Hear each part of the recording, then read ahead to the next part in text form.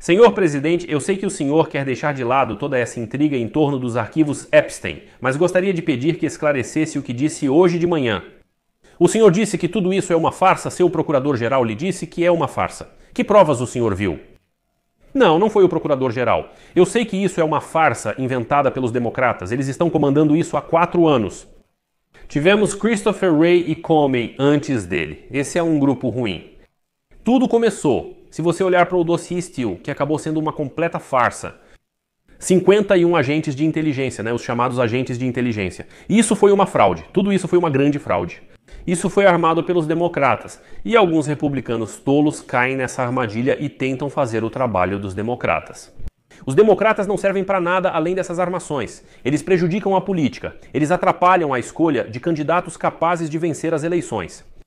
Por exemplo, em Nova York está concorrendo um comunista. Talvez ele também seja eleito, mas ele vai destruir a cidade. Não, isso eu chamo de mistificação do Epstein. Isso exige muito tempo e esforço.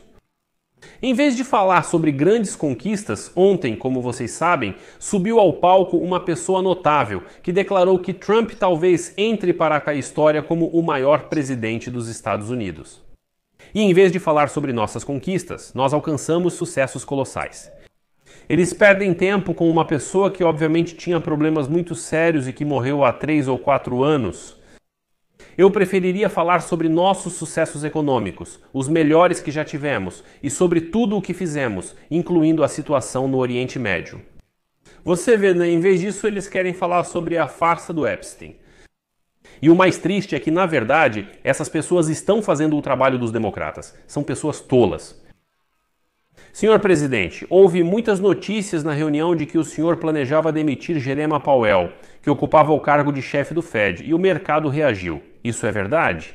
Isso não corresponde à realidade. Então, seria útil saber se o senhor pretende escolher alguém de fora? Se vai entrevistar pessoas que já trabalham no escritório? Tenho muitas pessoas interessadas nesse cargo, pessoas que conheço há muito tempo. Elas me ligam, implorando para serem contratadas. Para esse tipo de trabalho, você precisa de pessoas inteligentes e com bom senso, mas principalmente muito inteligentes. Acho que esse é um dos trabalhos mais fáceis do governo. Você aparece uma vez por mês e faz uma declaração sobre para onde a economia está indo e se vamos aumentar ou diminuir as taxas de juros. Esse é provavelmente o trabalho mais fácil que já vi. É por isso que estou tentando entender por que ele quer expandir e contratar mais pessoas. Ele vai contratar ainda mais economistas para dizer a ele o que fazer.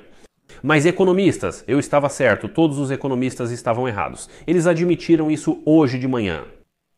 Senhor presidente, sobre Jerome Powell, o senhor mencionou fraude na resposta anterior. O senhor gostaria de esclarecer a fraude em relação ao presidente do Federal Reserve ligada a essa renovação? Bem, eu acho que ele já está sob investigação. Ele gastou muito mais dinheiro na restauração do que era esperado. O Federal Reserve deveria apenas definir as taxas de juros e realizar outras tarefas simples. E ele gastou 2,5 bilhões de dólares. Eu acho que ele parece estar com problemas. Você também relatou um superávit mensal em junho de 25 bilhões de dólares. Uma quantia enorme, considerando as novas tarifas que entram em vigor em 1º de agosto. Esperamos receber mais receitas com as tarifas. Qual receita você acredita que poderemos obter de forma estável a partir delas? Até que ponto isso impactará seriamente não apenas a economia, mas também a política fiscal? Nós já recebemos mais de 100 bilhões de dólares e vamos receber centenas de bilhões de dólares. E as tarifas, na verdade, não afetaram muitos produtos, exceto carros e aço. O 1º de agosto é uma data importante, pois é quando entram valores significativos no nosso país. Nós fechamos acordos com muitos países incríveis, mas um foi ontem, vocês sabem, foi anunciado. Em breve, talvez mais um, possivelmente com a Índia, não sei. Estamos negociando. Quando eu envio uma carta, isso significa um acordo. Em outras palavras, é um acordo. Eles nunca querem falar sobre isso. Ah, quantos acordos você fez? O melhor acordo que podemos fazer é enviar uma carta. Na carta diz, você vai pagar 30%, 35%, 25%, 20%. Em um caso, 50% para o Brasil. E porque o que eles estão fazendo com o ex-presidente deles é uma vergonha. Conheço o ex-presidente do Brasil, ele lutou pelo povo brasileiro ferozmente. Isso posso afirmar. Eu acredito que ele é um homem honesto e acho que o que estão fazendo com ele é terrível. Então sim, nós temos alguns acordos bastante vantajosos que queremos anunciar, mas cada uma das nossas cartas é um acordo. O acordo mais importante vai envolver 150 países com os quais basicamente não negociamos. E eles são menores, temos pouca cooperação com eles. Mas sabe, vamos enviar para mais de 150 países uma notificação de pagamento, e na notificação de pagamento estará especificada a tarifa, e tudo será igual para todos. Para esse grupo. Eles, sabe, não são países pequenos e eles não têm tantos negócios assim.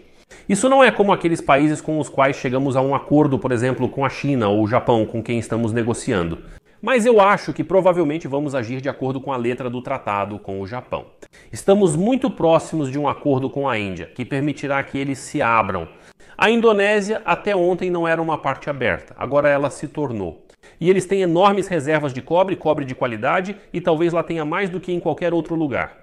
Nós fechamos um acordo com a Indonésia, não pagamos nenhuma tarifa zero e temos acesso total ao comércio. Esse é um acordo fenomenal para as nossas empresas. E nós com eles, como vocês sabem, concordamos em 19%, eles pagam 19%, e esse é um acordo vantajoso para eles, é um acordo vantajoso para nós nesse caso. Temos mais alguns deles, mas no geral as coisas estão indo bem e estamos recebendo muito dinheiro. Ele está conosco.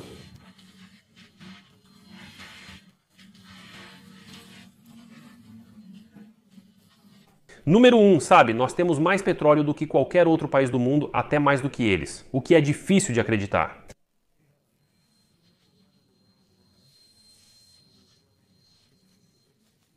Mas também temos um terreno um pouco maior, certo?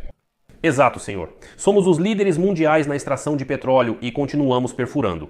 E hoje o preço chegou a $64 por barril, o que é ótimo. E isso realmente vai ajudar a parar as guerras. Se quiser saber a verdade, isso vai ajudar a parar as guerras. E esperamos que possamos diminuir isso ainda mais. Porém, o preço do petróleo baixou para cerca de 2 a 2,50 dólares em vários estados. Em um deles, o preço chegou a $1,98 por galão. E isso é ótimo. Essa é uma das razões pelas quais a inflação está sob controle. Biden acabou com a nossa política e voltou para a dele. Ele não tinha uma apólice de seguro. Ele sentava como um sonâmbulo com uma caneta na mesa. Ele era apenas alguém que controlava a caneta, assinando documentos. Aliás, esse é o maior escândalo. Deveríamos falar sobre isso, não sobre Jeffrey Epstein. O escândalo sobre o qual vale a pena falar é o Biden com a caneta. Na minha opinião, esse é um dos maiores escândalos da história dos Estados Unidos. A economia está em ótima situação, e as pessoas percebem isso. Tudo o que for confiável sobre Epstein pode ser divulgado. Se o documento for autêntico, se houver um documento confiável, ele pode publicá-lo. Eu acho que isso é bom, mas na verdade é só um assunto. Ele faleceu, não vive mais. E o fato é que os republicanos, certos republicanos, caíram na armadilha dos democratas. E eles estão agindo de acordo com o roteiro deles, e não são diferentes das conversas sobre Rússia, Rússia, Rússia e todas as outras mistificações. Elas foram iniciadas pelos democratas e por alguns republicanos. Neste caso, estou surpreso, mas eles foram enganados. Senhor presidente, alguns dos seus altos funcionários, como o diretor do FBI e Pam Bondi, já fizeram declarações contraditórias anteriormente. Bem, não sei, não posso dizer nada sobre ele, mas posso dizer que Pam Bondi, eu realmente acho, teve um desempenho muito bom. Ela diz, eu lhe dei todas as informações confiáveis, e se ela encontrar informações ainda mais confiáveis, ela irá fornecê-las. O que mais ela pode fazer? Sinceramente, o que mais ela pode fazer? E nós temos problemas mais importantes. Temos milhões de imigrantes ilegais no país e alguns deles são assassinos. Biden deixou entrar no nosso país 11.888 assassinos. Joe Biden sonolento, Joe Biden estúpido, ele deixou eles entrarem no nosso país. Sabe de uma coisa? Precisamos fazer algo a respeito. Ela tem muita coisa para fazer. E sabe, é muito triste quando alguém pode simplesmente ficar. Apenas ficar. Eu acho que ela está se saindo muito bem. Sabe, é muito triste que alguém possa ser curado, simplesmente curado, mas eu acho que ela está fazendo um ótimo trabalho.